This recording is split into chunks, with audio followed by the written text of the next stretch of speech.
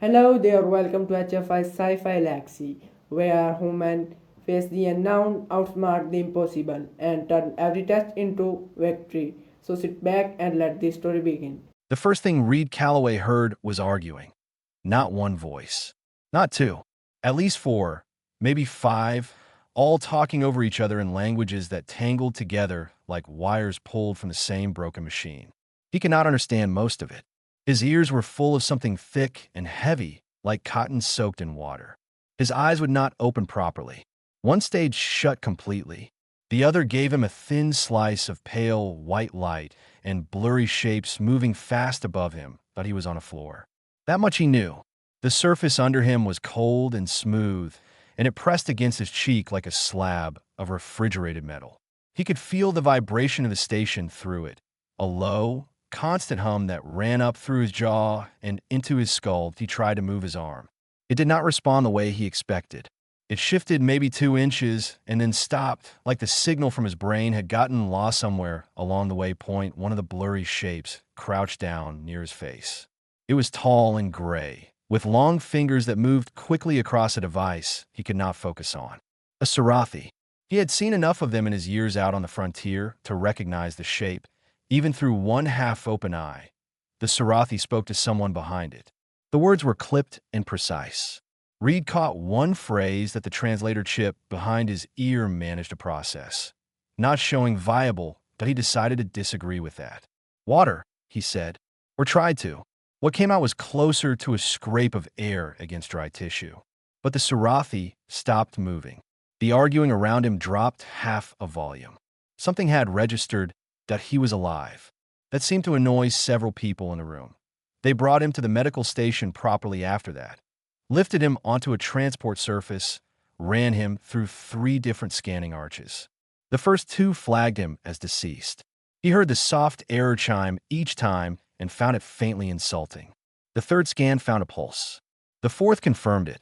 His name was Reed Calloway, 34 years old, former field medic, current deep space maintenance contractor, most recently assigned to a resource extraction rig on the frontier world Duvis 9.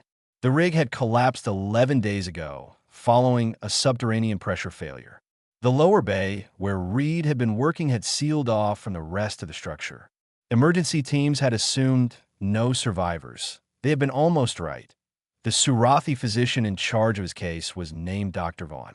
He was older, calm in a way that only comes from decades of watching people die, and he spoke to Commander Bale, the human military liaison on the station, in a flat, even tone that Reed could hear from the bed they had put him in. Vorex syndrome, Dr. Vaughn said.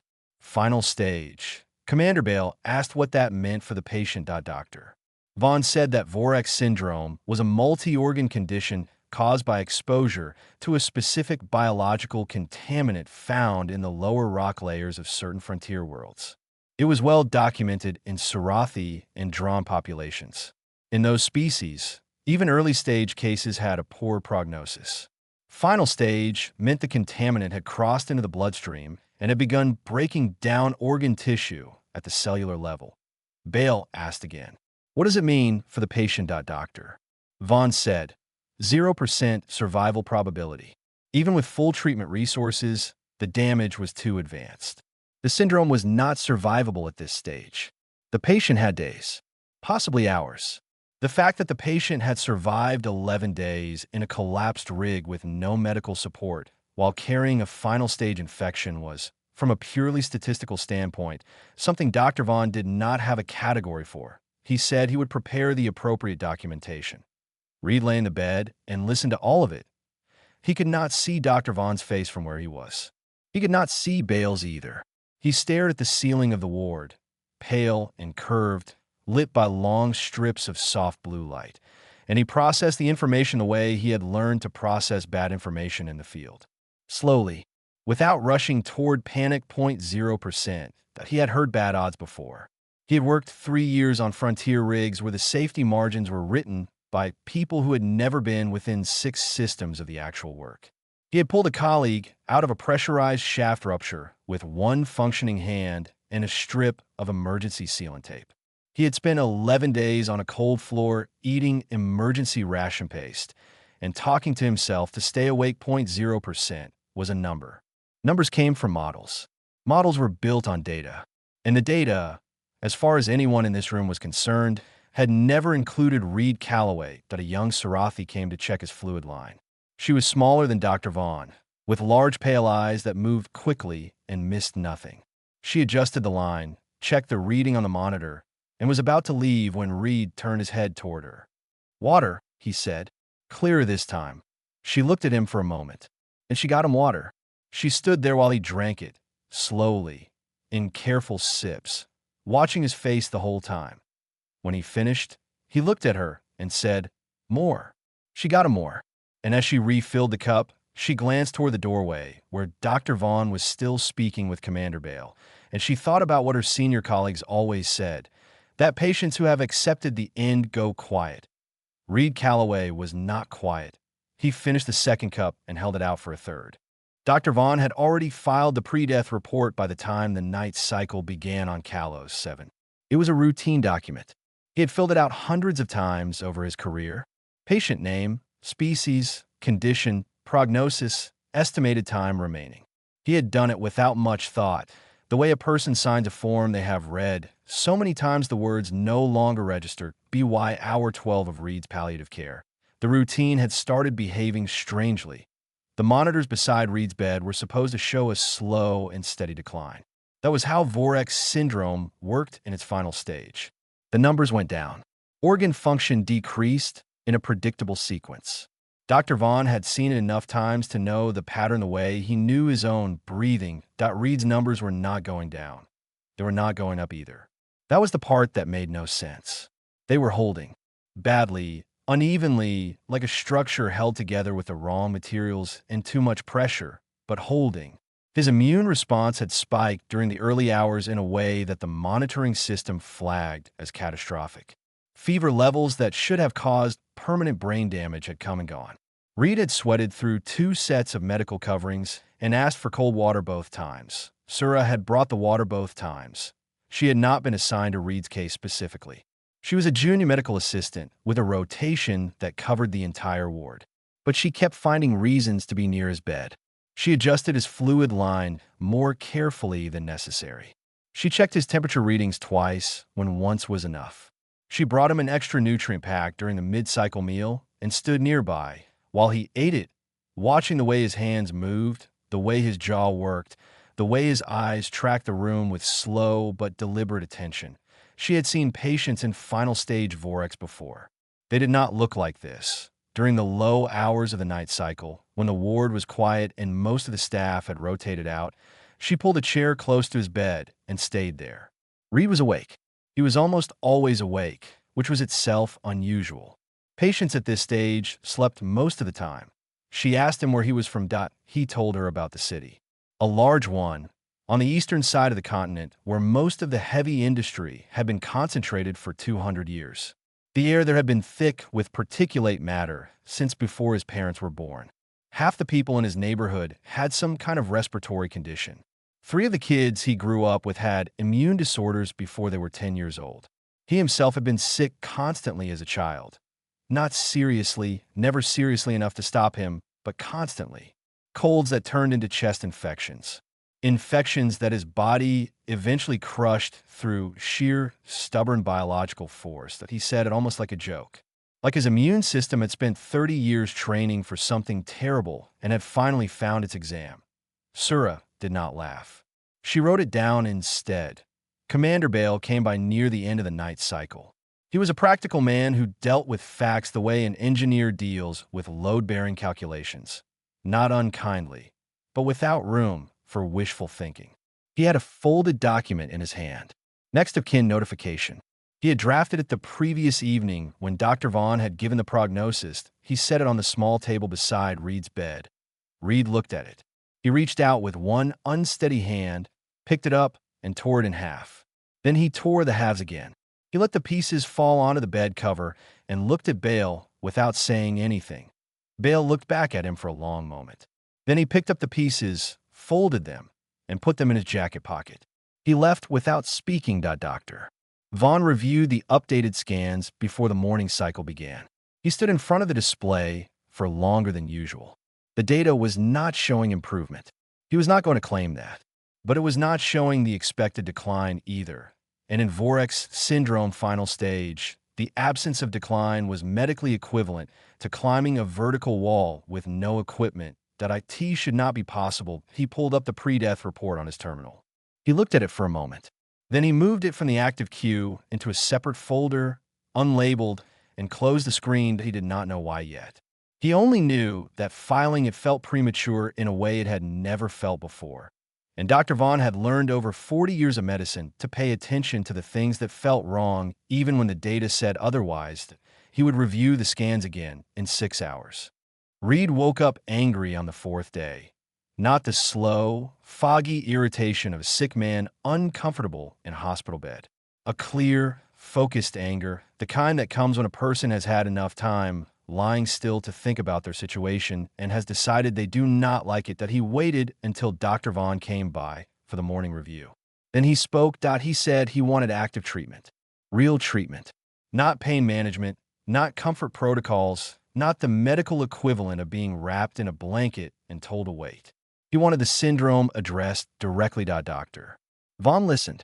Then he explained, carefully and without condescension, that the treatment compounds used for Vorek syndrome were calibrated for Surathi and drawn biology. The molecular composition of the compounds interacted with specific biological markers present in those species. In a human, the same compounds would not find the right markers. They would circulate, bind to the wrong tissue, and in the best case do nothing. In the worst case, they would accelerate the organ failure already underway. Reed said that doing nothing was also killing him. Just more slowly and more politely, Dr. Vaughn said that was not an inaccurate description of palliative care. Reed said he did not come this far to be managed. The argument went on for some time. Sura stood near the doorway and listened to all of it. She had never heard a patient in this condition argue their own treatment plan with a senior physician.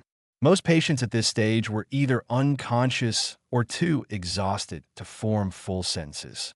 Reed was forming full sentences and using them in ways that were making Dr. Vaughn visibly reconsider several things he had believed with certainty for most of his career.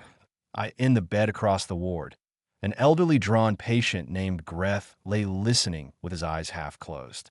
His body was large and slow-moving, covered in dark, overlapping scales that had lost their shine with age and illness. He had been on the ward for 3 weeks. He rarely spoke, but after the argument ended and Dr. Vaughn had left, Greth turned his heavy head towards Sura and said in a low, graveled voice that one had not decided to die yet. Sura asked him how he could tell. Greth said the ones who had decided went quiet. They stopped pushing. They stopped asking for things. That human had done nothing but push and ask since he arrived. Sura went to the station's research terminal that evening and stayed there for 4 hours. She pulled every available study on human biology that the Interstellar Medical Archive had on record. There was not much. Humans were a relatively recent addition to the galactic frontier, and their biology was poorly understood by most alien medical institutions. But what she found was interesting. Human immune systems were not considered elegant by any comparative biology standard. They were not precise. They were not efficient. They worked through a process that alien researchers had described in various papers as excessive, inflammatory, and frankly overwhelming. Whereas Surathi immune system would identify a pathogen and deploy a targeted response, a human immune system appeared to flood the entire affected area with aggressive biological force and essentially bury the threat under the sheer volume of the response. IT was not sophisticated. But against certain types of damage, it was extremely difficult to stop. She brought her notes to Dr. Vaughn the following morning. He read them without expression. He asked her 2 questions. Then he sat back in his chair and looked at the wall for a while. He did not say she was right. He did not say she was wrong. He asked her to calculate what a modified treatment compound might look like if it was designed to support a human immune response rather than replace it, to work with the chaos rather than around it. Sura spent the rest of the day on the calculation. Reed did not know any of this was happening. What he knew was that on day 5 his body started losing the argument it had been winning. His temperature spiked again, higher than before. His second organ reading dropped sharply. The monitoring system flagged him as non-viable for the first time, and a soft alarm sounded in the ward. A T sounded again 11 hours later. A T, the worst point of it, somewhere in the deep dark of the night cycle. Reed reached out and grabbed Sura's wrist. She had been sitting beside him for 3 hours. His grip was weak, but deliberate, he said. "Don't let them write me off." She looked at him. His face was pale and wet with fever, his eyes glassy but direct, looking at her like the last point of a fixed reference in a spinning room. She said she would not that IT was the most frightening promise she had ever made. The modified treatment began on day 6. Doctor Vaughn had spent 2 days reviewing Sura's calculations and running his own. He had consulted no one else. He was not ready to defend the protocol to a review board. It had no precedent, no trial history, no comparable case in the archive. What it had was internal logic and a patient who was going to die. Without it, he administered the first compound adjustment himself, early in the morning cycle before the ward filled with staff. The first 12 hours produced nothing visible. Reed's readings stayed flat and unstable in the same way they had been for 2 days. Dr. Vaughn checked them every 2 hours and said nothing to anyone. Then, on hour 14, Reed's primary immune markers shifted. Not dramatically. Not in the way a treatment response looked in a Surathi patient, where the numbers moved in clean, predictable curves. Reed's numbers moved the way everything about Reed moved, unevenly, aggressively, in a pattern that looked almost wrong until you stepped back and looked at the direction of it. They were climbing. Slowly and roughly, but climbing. The organ cascade slowed. Dr. Vaughn looked at the readings for a long time. Then he called 2 senior physicians from other departments and showed them the data without context. He asked them what they saw. Both of them said the readings were irregular and difficult to interpret. One said the pattern looked like a catastrophic immune overreaction. The other looked more carefully and said, actually, no. It looked like a catastrophic immune overreaction that was working. Neither of them had a category for it either. During a quiet afternoon stretch when the ward had few visitors, Sura sat beside Reed and asked him about his time as a field medic. She had been curious about it since he mentioned it earlier, and Reed was more talkative in the afternoons when his energy was slightly higher. He told her about a deployment on a contested colony world, years before he had moved to frontier contracting. His unit had been in a bad position during a structural collapse in a pressurized habitat zone. A colleague had been badly injured. Internal damage, blood loss, no proper surgical supplies, no way to get extraction in under 72 hours. Reed had kept him alive for 3 days. He described it plainly, without drama. He had used what he had. He had improvised. He had slept in short intervals and checked vitals between them. When things got worse, he adjusted. When they got much worse, he adjusted more. He did not have a plan that covered 3 days. He had a plan that covered the next hour, and then the hour after that. Sura asked him what had kept him going through it. Reed thought about it. He said he did not think it was anything noble. He said it was more that stopping had never felt like a real option, that his brain simply did not process giving up as a genuine choice available to him. He said maybe there was something in his background, or his city, or just the particular and stubborn way he was built. He said he thought humans in general were like that. Not brave exactly, just slow to accept that something was impossible. Earth had been trying to kill them in various ways for as long as they had existed on it, and at some point the species had just stopped taking the hint. Sura wrote all of it down, word for word. It went into the case file later under the section labeled Patient Notes, and it was, Dr. Vaughn would later admit, one of the more useful pieces of clinical data in the entire record. Across the ward, Greth had been eating his meals more fully for the past 2 days. He had been sitting up more. The attending staff noted the improvement and attributed it to his adjusted medication. Sura thought it was something else. She had watched Greth watching Reed every day from across the ward. She thought the old Dron had made a decision about something, quietly and without announcement, sometime in the past week. Commander Bale came by in the late afternoon. He stood at the foot of Reed's bed, looked at the monitor readings, and looked at Reed. He did not ask how he was feeling. He just stood there for a moment, then nodded once, slowly, and left it on his way out. He stopped at the administration terminal in the corridor. He pulled up the next of kin notification he had saved in draft. He deleted it. He filed no reason for the deletion. The latest scan came back near the end of the day's cycle. The Vorex syndrome markers were still present. Dr. Vaughn was not going to claim they were gone, but they had pulled back from the critical threshold, not by a small margin, by a measurable, documentable, undeniable margin. Dr. Vaughn sat down in his office chair. He was not a man who showed much on his face. 40 years of medicine had given him a professional stillness that most junior staff found difficult to read. He sat in the chair for a long time. Outside through the office window, the ward went on quietly around its evening routines. And in bed 7, Reed Calloway slept for the first time in 3 days without his monitors alarming once. 3 weeks after Dr. Vaughn had filed the pre-death report, Reed Calloway was sitting up in bed, eating a full meal for the first time. The IT was not a triumphant moment. His hands shook well enough that he spilled part of the broth before getting it to his mouth. His vision still blurred at the edges when he moved his head too fast. 2 of his organs were running at reduced capacity, and the medical consensus was that they would stay that way permanently. The syndrome had retreated, but it had taken things with it on the way out. Reed did not seem particularly troubled by this. He finished the meal and asked if there was more. Rehabilitation began the following day.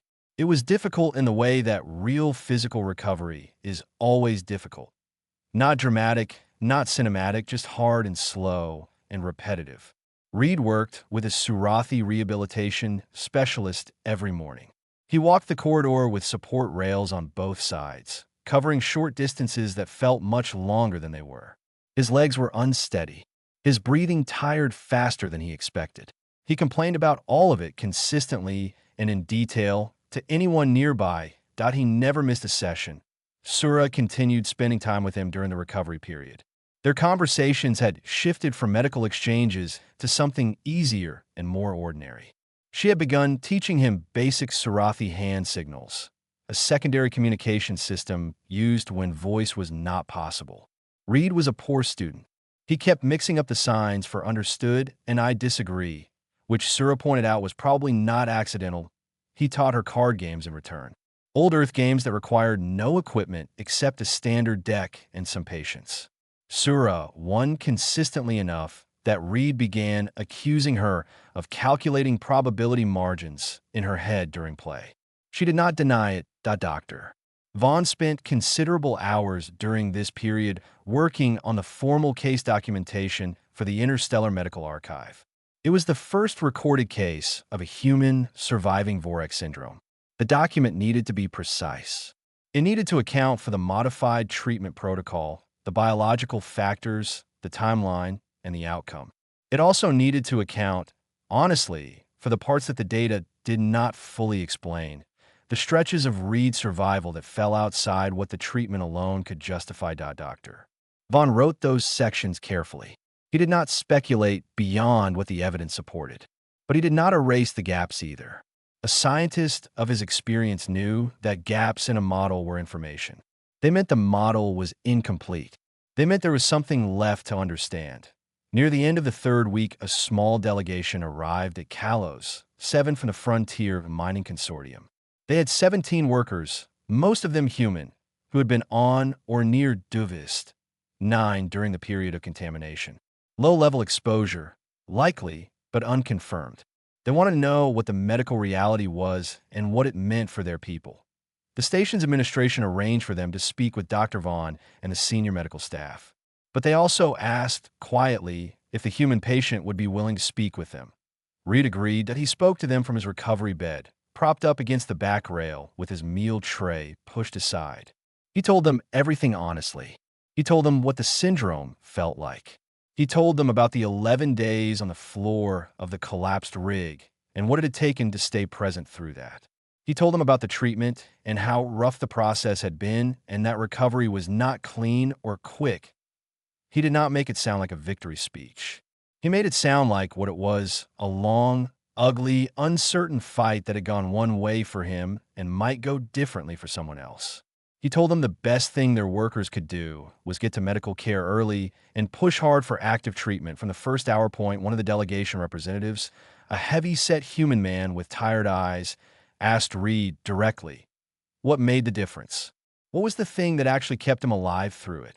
Reed looked at the ceiling for a moment. Then he said he honestly was not sure there was one thing. He said he just kept going. He said when it got bad, he told himself one more hour. When that hour passed, he said it again. He said he had been saying it since the rig collapsed, and somewhere in between the hours had added up to something. The tired-eyed man nodded like he understood exactly what Reed meant that on the day the delegation left. Greth was discharged. His recovery had progressed enough for him to return to supervised care in his home system.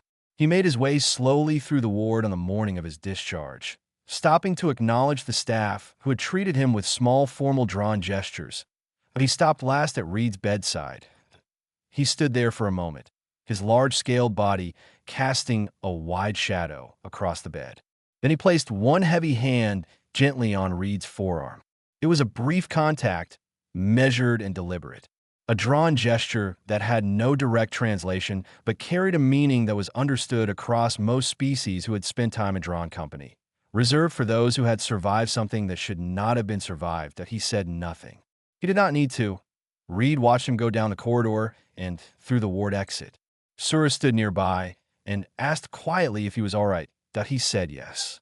He was quiet for a moment, looking at the empty doorway. Then he said, I did not know what I was doing when I was fighting. I just knew I was not ready. Sura took out her notes and wrote it down. It went into the case file that afternoon in the section Dr. Vaughn had labeled patient statement. It was, several researchers would later note when the archived document was published, one of the clearest descriptions of human survival behavior ever recorded in clinical literature.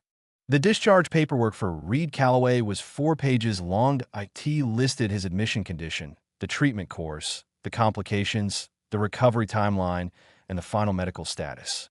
In the outcome field, after considerable time spent staring at the blank space, Dr. Vaughn had written 3 words, survived, because undetermined that IT was the most honest thing he could write.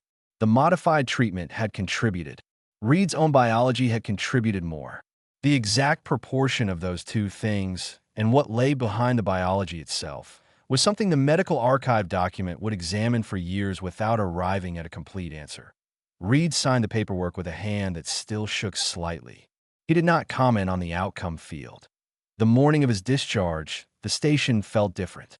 Not structurally. Callows 7 was the same pale-lit collection of curved corridors and busy medical bays it had always been. But word had moved through the station the way word always moves through closed communities, quietly, thoroughly, and faster than anyone officially acknowledged. Staff from a nutrition department found reasons to be restocking a cart near the ward exit. 2 engineers from the lower maintenance level were doing work on a panel that had not needed work the previous day. A junior administrator walked very slowly past the corridor 3 times. Nobody made a formal occasion of it. That was not how these things worked. Dr. Vaughn met Reed at the exit bay himself. He walked beside him down the last corridor, hands clasped behind his back in a way he always held them when he was choosing his words carefully. He told Reed that the case documentation had been submitted to the Interstellar Medical Archive, that the modified treatment protocol had been flagged for further research, that there were 17 workers from Duvist, 9 who were going to receive earlier and more aggressive treatment because of what had been learned here, and that statistically some of them would survive who might not have otherwise. Reed listened to all of this. Then he asked Dr. Vaughn what had actually changed his mind. Not about the treatment, about the pre-death report, about pulling it from the active queue on that first night before anything had been decided. Dr. Vaughn was quiet for a few steps. Then he said, "You asked for water. Most patients who receive a terminal prognosis in that condition ask for family. Some ask for peace. Some ask for nothing at all. You asked for water. I realized you were planning to use it." Reed did not say anything to that. He nodded once, slowly. Sura was waiting near the exit bay doors. She had a small data chip in her hand. She held it out to him and told him it contained her contact information and a full copy of her independent research notes on human biology, the one she had begun on the night of day 2 and had continued adding to throughout his entire stay. She told him she had decided to specialize in xenobiology with a focus on human physiology. She said the field was underdeveloped and full of unanswered questions and she intended to spend a significant portion of her career on it.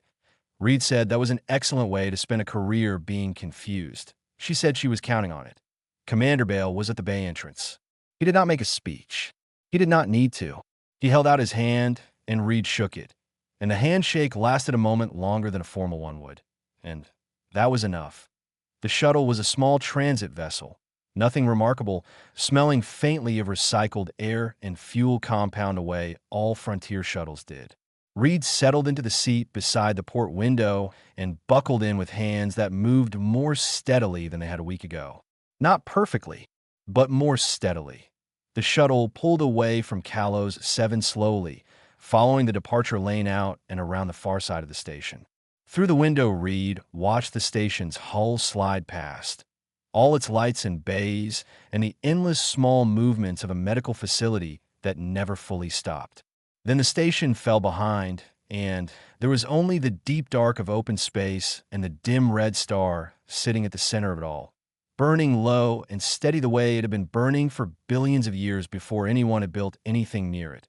Reed looked at it for a long time, but he thought about the floor of the collapsed rig, the cold of it, the particular silence of structure that has stopped making its normal sounds. He thought about counting hours in the dark, one after another, for no reason other than that stopping the count had not felt like an option. He did not feel like something remarkable had happened to him. He felt tired. He felt hungry. He felt the dull, permanent ache of 2 organs that would never fully recover, and a slight tremor in his right hand that the physicians said might ease with time or might not. He felt glad to be breathing. The shuttle log recorded his departure time, his destination, and his current medical status. In the status field, the handwriting in the system metadata suggested a junior staff member who had worked night cycles in the ward, had gone in after the official entry and typed a single word beneath the clinical notation, alive. Reed did not see it until much later. When he did, he sat with it for a while. Then he closed the file, looked back out the window at the stars, and let the shuttle carry him forward.